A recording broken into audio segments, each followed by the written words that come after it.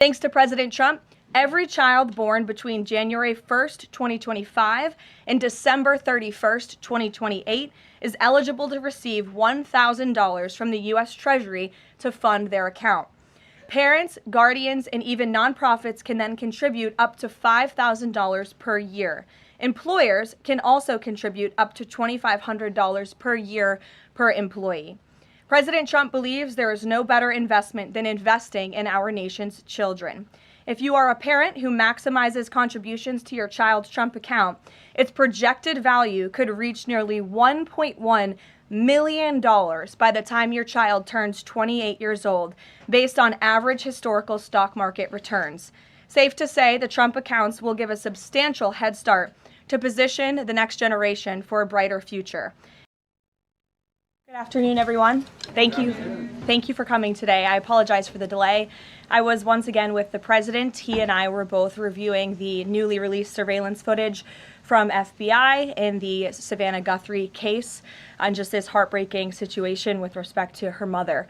The president encourages any American across the country with any knowledge of this suspect to please call the FBI, who continue to assist state and local authorities who are leading this investigation on the ground. And once again, I will reiterate that the prayers of this entire White House are with Savannah and her family at this time, and we hope this person is found soon and that her mother is brought home safely.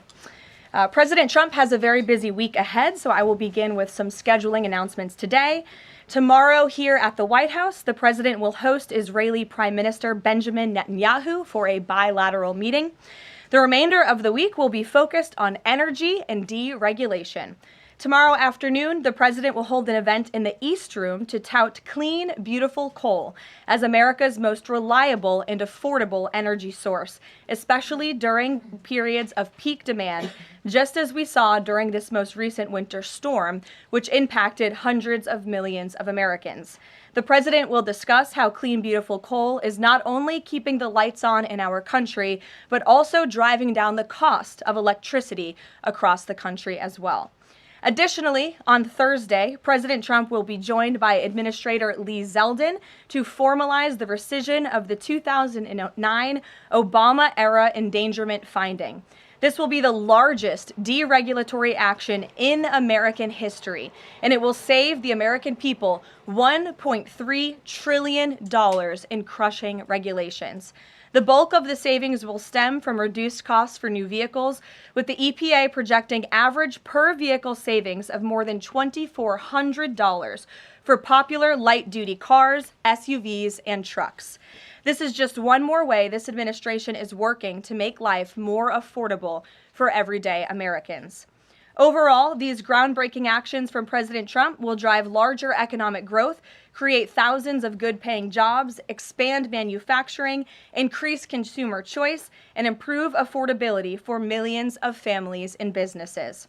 Finally, on Friday, President Trump and First Lady Melania Trump will travel to Fort Bragg in the great state of North Carolina to meet with military families and the heroic members of our special forces who carried out the successful Operation Absolute Resolve in Venezuela and helped bring narco-terrorist Nicolas Maduro to justice. I know the President and First Lady are both greatly looking forward to this visit. Also, the First Lady will celebrate Valentine's Day at the Children's Inn at the National Institute of Health tomorrow, with children, families, and NIH staff involved in clinical trials. In other news this week, thanks to President Trump signing the largest middle-class tax cut in history, this is shaping up to be the biggest tax refund season ever, and we are in it now. President Trump and Republicans fundamentally believe that Americans deserve to keep more of their hard-earned money, not less, which is why he fought so hard to deliver this long overdue relief. From no tax on tips, overtime, or Social Security, to auto loan interest deductions on new American-made vehicles, plus increases to the standard deduction and child tax credit, more money is flowing back into the pockets of hardworking Americans. We're already hearing from everyday Americans across the country who are reporting substantial tax savings thanks to the Working Families Tax Cut, which every single Democrat in Congress voted against. AMAC, which represents millions of Americans, has heard directly from more than their 1,000 members already about how the Trump tax cuts are easing cost of living concerns. I wanted to share a few of those powerful responses with you today. This one comes from Dean and Wendy in Wisconsin, who says, quote, "Instead of paying out $3,700 last year, we got back $2,500 in refunds this year. This is huge for our family." Steve from California said, quote, "The new senior citizen deduction is a tremendous relief and has given us peace of mind and the freedom to truly enjoy the retirement years we worked so hard for." Eric from Nevada said, "As a senior, no tax on Social Security helps me tremendously. The no tax on tips helps my daughter-in-law as a waitress. The no tax on overtime helps my son, who works constantly. Our family savings from the One Big Beautiful Bill could total even more than $5,000. We love the Trump tax cuts."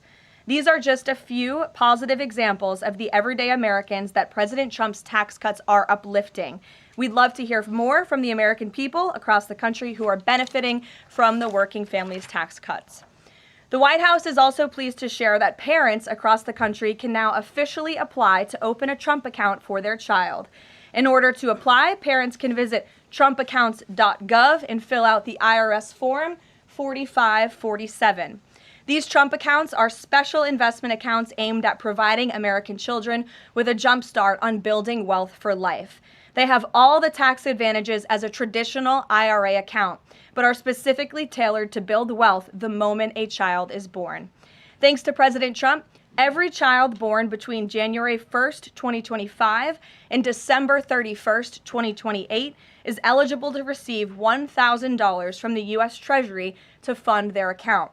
Parents, guardians, and even nonprofits can then contribute up to $5,000 per year. Employers can also contribute up to $2,500 per year per employee. President Trump believes there is no better investment than investing in our nation's children. If you are a parent who maximizes contributions to your child's Trump account, its projected value could reach nearly $1.1 million by the time your child turns 28 years old, based on average historical stock market returns. Safe to say, the Trump accounts will give a substantial head start to position the next generation for a brighter future. And with the stock market exploding under President Trump's pro-growth policies, there has never been a better time to sign up for an investment account like this. The Dow Jones just shattered 50,000 for the first time ever on Friday, and the S&P 500 and the NASDAQ continue smashing record after record. So with President Trump in charge, Americans' 401ks and retirement savings are booming once again, and these new Trump accounts for America's kids will boom too. So with that, once again, every parent should go to trumpaccounts.gov today, and I'm going to put it on my own personal to-do list to sign up for one as well. With that, I will take your questions. Caroline Downey from the National Review is here. Thank you for being here, and why don't you kick us off? Thank you for having me. On the criticism that immigration enforcement has become arbitrary or not particularly prioritizing, Democrats have been circulating this statistic that only 14% of illegal aliens arrested under this administration are violent criminals, but we know that in deep blue cities with progressive district attorneys, it's common to plead down serious violent crimes into less serious offenses, which could be distorting those numbers. So given that backdrop, does the administration still stand by the messaging that you're targeting the worst of the worst, and does this prevailing narrative tell the whole story? Well, thank you for bringing this up, Caroline. I've seen this CBS report floating around. There's a lot of liberal talking heads and pundits and Democrat elected politicians who think that this single story and these statistics and the way they are painted is somehow a shot at this administration. It is not, and let me correct the record. Number one, the Trump administration has been clear from day one that any illegal alien present in this country is subject to deportation. However, the priority, of course, is going after the convicted criminals, the worst of the worst, the murderers, the pedophiles, the rapists in this country. Interestingly, in the CBS story, what the Democrat talking heads on television are not saying is this line. Nearly 60% of ICE arrestees over the past year had criminal charges or convictions. And among that population, the majority of the criminal charges or convictions are for nonviolent crimes. Oh, well, what are nonviolent crimes, you ask? This has coincided with what DHS has been saying all along, that approximately 70% of illegal aliens arrested under President Trump have pending criminal charges and or prior convictions. And these so-called nonviolent crimes, drug trafficking, distribution of child porn, burglary, fraud, DUI, embezzlement, solicitation of a minor, and human smuggling, just to name a few. So just because a crime is not violent in nature doesn't mean that crime is victimless. And I can guarantee every single person who is out there on television right now pointing to these statistics that were taken out of context by CBS News would not want an illegal alien convicted of the distribution of child porn or fraud or DUI living in your community. So the Trump administration will continue our focus on deporting all illegal aliens present in our country with a focus on the worst of the worst criminals. Thank you for being here. Gabe. Caroline, thank you. And thank you for the update on our colleague Savannah Guthrie's mother. Is there anything more you can share? You said the president was reviewing that surveillance footage. What was his initial reaction when seeing those disturbing images? And does he believe that that suspect acted alone? I haven't talked to him specifically about the second point on whether the suspect acted alone or not, so I don't want to weigh in on the president's thinking on that. His initial reaction, of course, as all Americans, is just pure disgust. And again, it's heartbreaking to see now this footage really bring to life a story we've all been reading about. And again, we're just praying for the safety of Nancy Guthrie and that she will return home soon. And the president directed me to please encourage all Americans with any information to call the FBI. And we hope that this case will come to a positive resolution as soon as possible. We, of course, have a lot to talk about and a completely separate topic. I was hoping you can clarify something that's come up over the last several days, again, regarding a separate topic in the Epstein files. According to newly released files, the president had a conversation with the Palm Beach police chief in the early 2000s, according to the police chief in 2019. The president has gone on record before, and he's told reporters that he said that that he had no idea about Jeffrey Epstein's crimes. During this conversation with the police chief, however, he did say, according to this recounting of it, that thank goodness you're stopping him. He also called Ghislaine Maxwell evil. So my two questions are, did that conversation with the Palm Beach police chief happen? And can you explain the discrepancy? What I will say is that the president has always remained consistent and that he kicked Jeffrey Epstein out of his club at Mar-a-Lago because, frankly, Jeffrey Epstein was a creep. And unlike many other people who are named in these files, President Trump cut off his relationship with Jeffrey Epstein and was honest and transparent about that for years and years. And so I think what the president has said all along has always remained true. And the release of more than 3 million documents related to Jeffrey Epstein and his heinous, disgusting crimes just shows the level of transparency that this president and administration has committed to in bringing these files to light. But did he call the chief in 2006? Caroline, did he call the chief? Look, it was a phone call that may or may not have happened in 2006. I don't know the answer to that question. What I'm telling you is that what President Trump has always said is that he kicked Jeffrey Epstein out of his Mar-a-Lago club because Jeffrey Epstein was a creep, and that remains true. And this call, if it did happen, corroborates exactly what President Trump has said from the beginning. And I'm sure many of you, when you read that alleged FBI report, probably thought to yourself, wow, this really cracks our narrative that we've been trying to push about this president for many years. So we're moving on from that. Reagan. Thanks, Caroline. I want to ask you about the SAVE Act. NBC reported that there's some hesitation among House Republicans on adding absentee ballot restrictions into the SAVE Act. Can you explain what the hesitation is among House Republicans and also just provide a status of negotiations with Congress on the legislation? Sure. I can't speak for House Republicans, Reagan. I can obviously speak for the president, who is quite possibly the strongest supporter of the Save America Act, which, as you know, would require proof of citizenship to register to vote. It would require proof of identification, a photo identification before casting a ballot.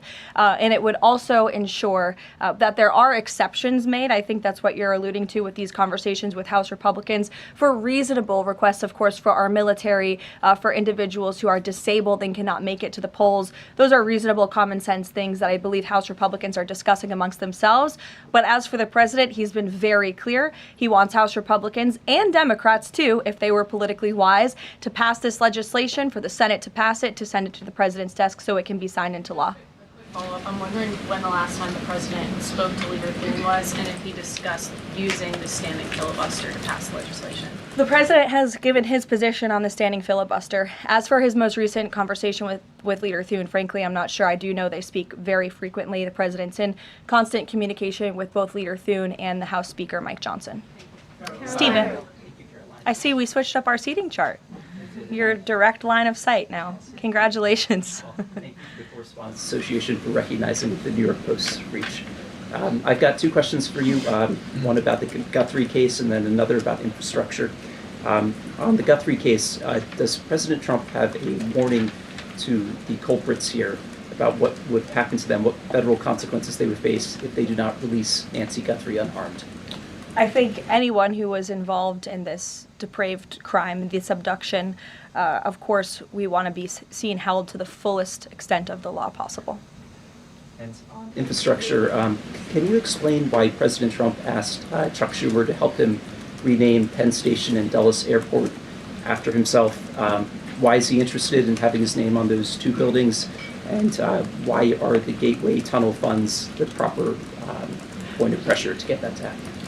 To your first question about the renaming, why not? It was something the president floated in his conversation with Chuck Schumer. As for the funding, the president has addressed that separately himself. Danny. Thanks.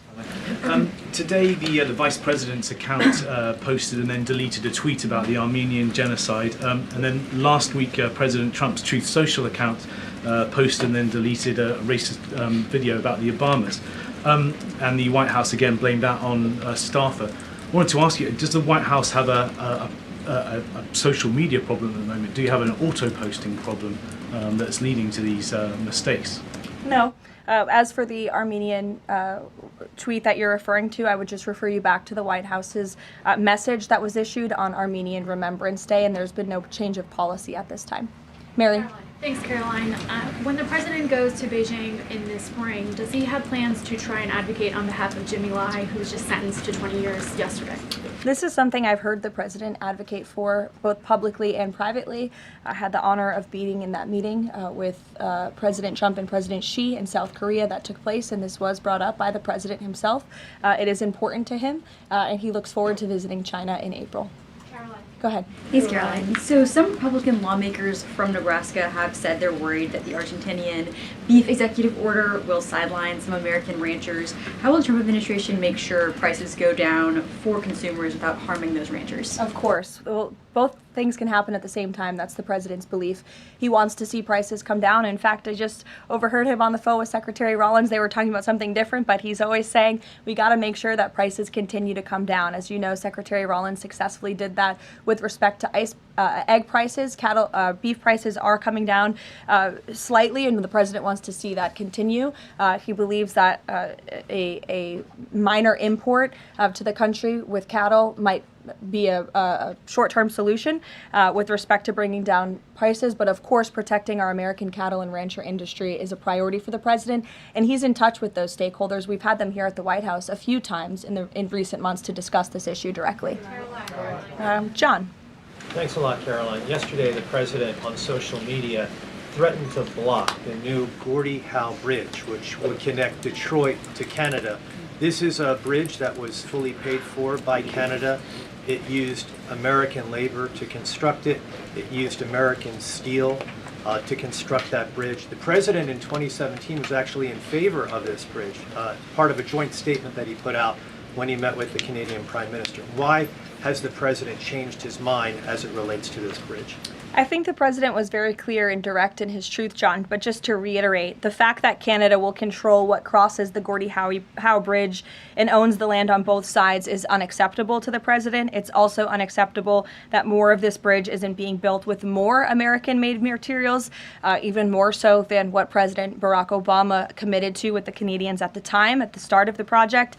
He also believes that the U.S. should own at least half of the the bridge have shared authority over what passes across it and participate in the economic benefits generated by its use. This is just another example of President Trump putting America's interests first, and so he made that very clear in his call with Prime Minister Carney earlier today. Phil. Thank you, Caroline. Sure. DHS Secretary Kristi Noem just posted a photo of herself signing the last contract to build the border wall between Laredo, Del Rio, and Big Bend, Texas, among reports that construction had stalled. Is the president satisfied with the pace of construction?